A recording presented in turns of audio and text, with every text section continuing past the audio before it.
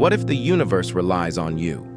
The widely recognized Newtonian model of reality is now under scrutiny because it is grounded in separation. It suggests that you, as an individual, exist in a physical world governed by specific physical laws like gravity or thermodynamics, with nature or the universe being distinct and independent from you. However, with the rise of quantum physics, perspectives have shifted. This change is significant in the scientific world, but it's not new to spirituality.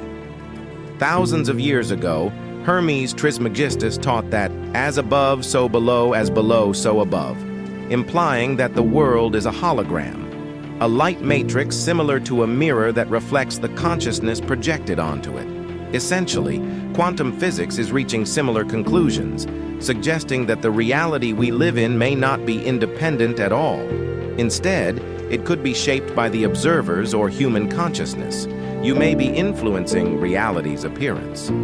In quantum physics, the concept of the multiverse and infinite timelines is now being explored, a theory that Neville Goddard discussed in his book, Thinking Fourth Dimensionally.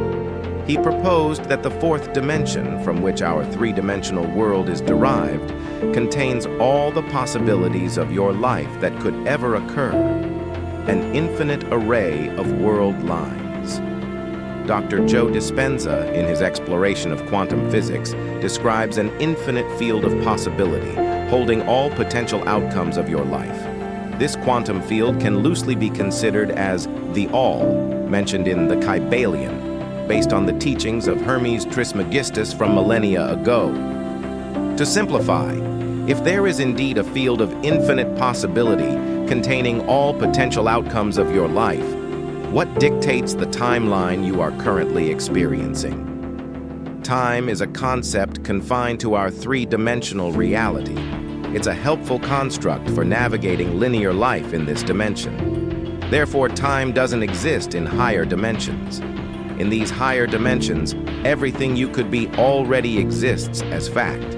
Yet, here you are, living this limited life within a specific timeline. So, what selects this particular timeline for you from the infinite possibilities in the fourth dimension? This is where the Newtonian model begins to falter, and we gradually transition from a consciousness of separation to one of unity. The quantum field responds to the consciousness interacting with it through thoughts, feelings, and states of being.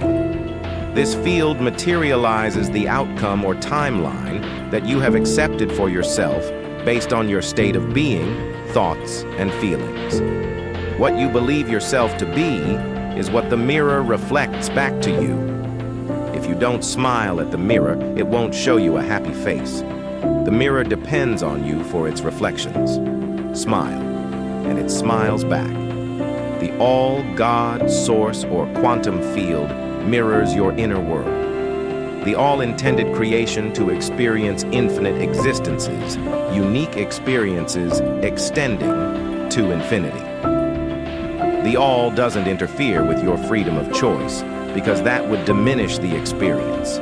It seeks unique adventures in life depending on you, the consciousness living a unique life, to continue its expansion. Your freedom of choice is always available.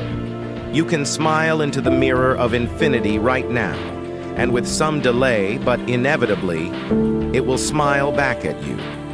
This delay exists only in the three-dimensional world, because this experience is linear. It must follow a sequence of events leading up to the change in the mirror. But inevitably, the mirror must reflect what the individual is projecting onto it as it is being translated from the fourth dimension, where it is already a fact, as Neville describes. Thus, if you persist in assuming who you want to be, it must obey. The mirror has no will of its own. If it did, the all wouldn't have an authentic experience. The all intends to experience what it's like to be you, in this moment. It cannot have this experience if it imposes its will upon you. The infinite has made itself limited to have a genuine adventure of being you.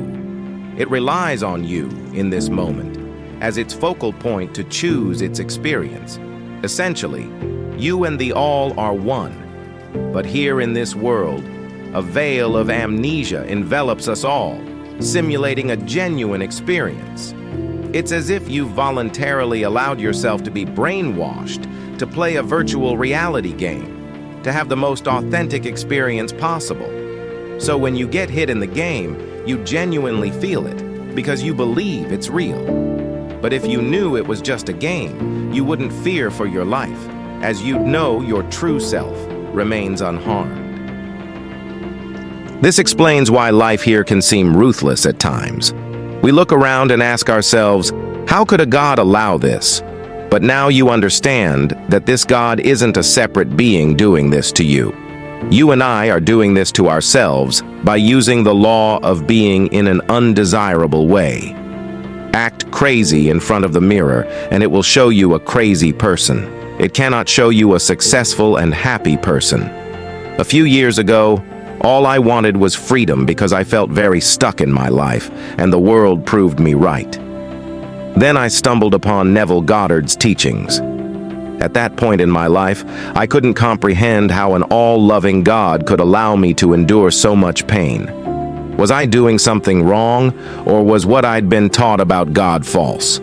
God didn't reveal Neville's teachings to me out of kindness, as my past self might have thought. I had been told that God was a separate being with a will, deciding who to save and who not to save. I presented a question to the mirror, and the mirror responded with Neville.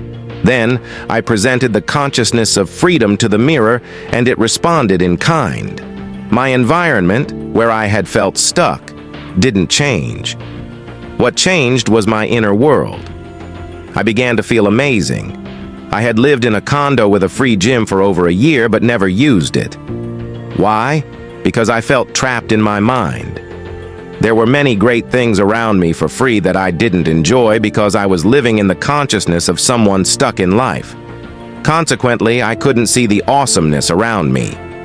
Then, what felt like an instant change occurred within me, and I began to notice all the freedom around me. Opportunities that had always been there suddenly revealed themselves to me, like magic, just as described in Acres of Diamonds by Russell Conwell. The story tells of a man who was discontented with his life after hearing about other farmers who found diamonds on their land and became rich beyond imagination. He sold his property to search for diamonds elsewhere, unaware that his land was filled with acres of diamonds. The lesson is simple. Before you look at the outer world, look within. Who are you being right now? Are you a person stuck in life? If so, the mirror will reflect exactly that and nothing else, as the mirror, or quantum field, God, or the all, depends on you. You are the captain of your ship, the master of your fate. I learned this shift firsthand. When I felt stuck in life, I hated my job and longed for financial freedom. So I began to project into the mirror. I am earning a lavish, steady, dependable income, doing something I love with ease. And the mirror reflected back ease in finances and a good life that I'm now satisfied with.